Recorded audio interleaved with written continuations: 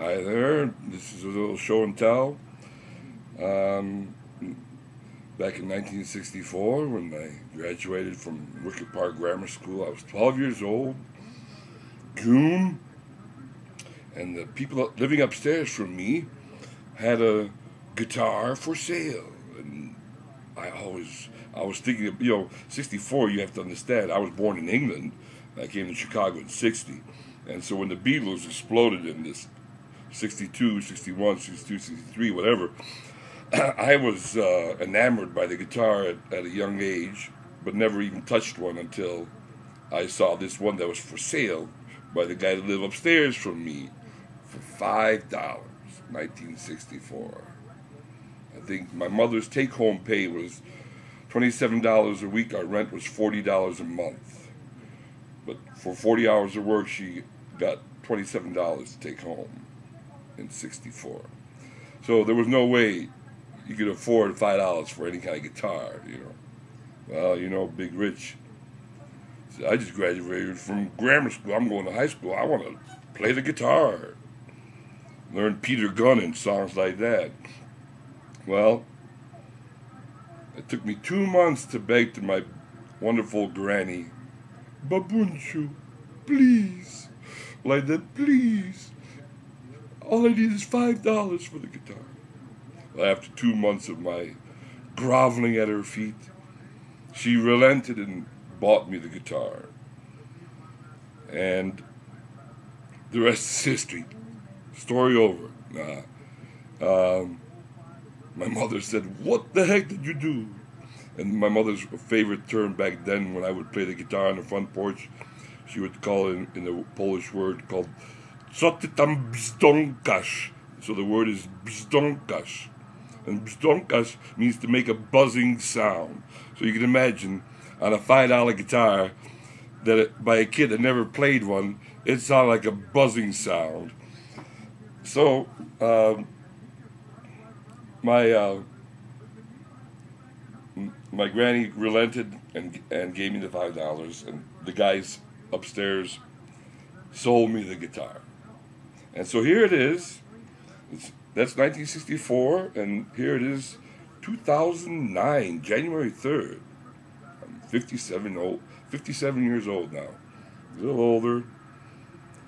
I still can't play the guitar worth a diddly. There's so many wonderful players out there that I give all the respect to and all the credit to. To be the quality player, you have to be a diligent person, and I have to be honest with you, I'm not the most diligent, so I ended up playing mediocrely. Oh, I almost gave you away the guitar. Well, here it is. Enough talking. Interesting, you know how you see things made in USA. Well, on this guitar, on the inside label, stamped with a little ink that's almost faded out, is the label "Made in America," not "Made in USA," but "Made in America." And it was made in Ohio by a violin company that was they would try to do knockoffs of the Stradivarius violin.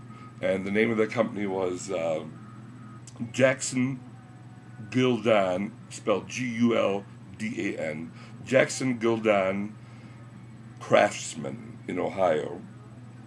I don't know if it was Cincinnati, I can't tell you that, or Cleveland. Maybe in Jackson Gildan town. Anyway, they're the ones that made it, and they were supposedly didn't make two wonderful copies of the Stradivarius. Although I'm sure they're very wonderful. What am I talking about? I wouldn't know. This guitar has lasted this long. I mean, it's probably made in the 50s or the 60s. So here it is. It's coming up into the picture. See, there it is. See, it's a no name. I never even looked at the name when I was a kid. I mean, you could barely read it. And it comes out. Look at it is. That's not the original bridge. See?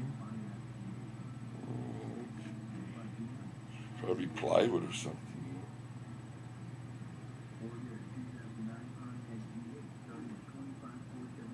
I'm a picture taker of guitars. I'm learning how to do it properly. What do you think? Pretty good, huh? So,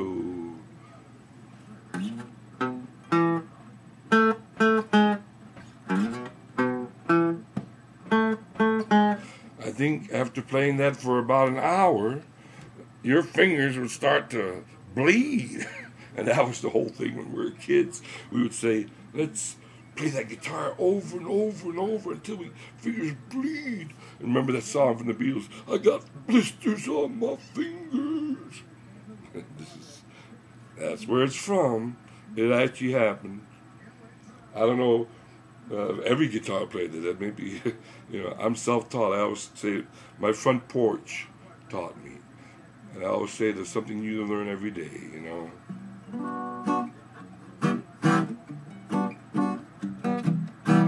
This guitar was completely unplayable until my friend Clark, heck if I can't remember his last name, Clark from Rockford, Michigan.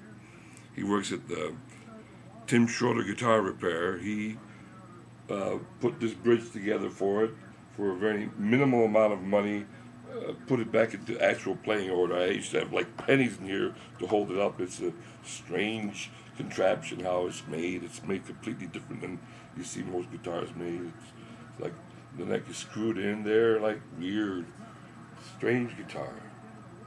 But this is my baby. This is what I played when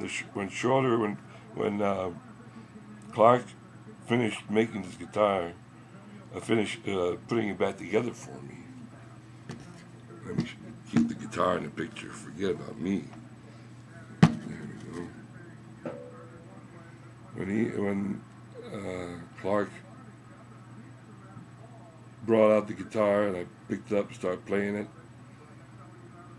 they saw a big old 300-pound, 6'2", big giant tall of a man at age 57 start to bawl right there in front of 4 grown men, artists in their own right. They're definitely artists.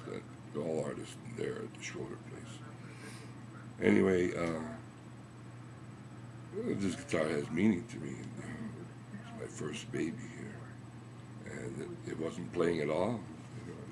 And now, you can play a little bit on it. It's not a perfect thing, but.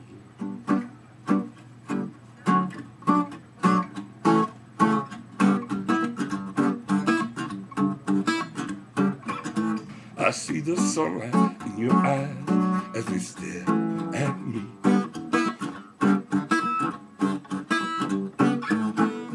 And I wonder what you see.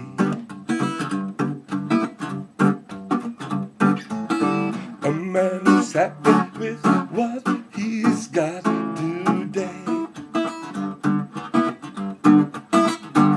He'll never give it away. Oh no. Yeah. Oh boy.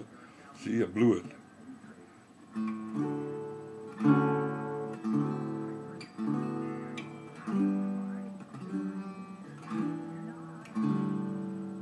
It's a new part I put into the song.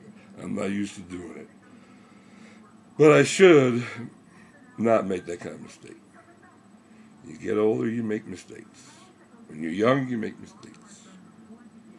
If you don't admit it, you don't learn from those mistakes. Sometimes I don't admit it. All right.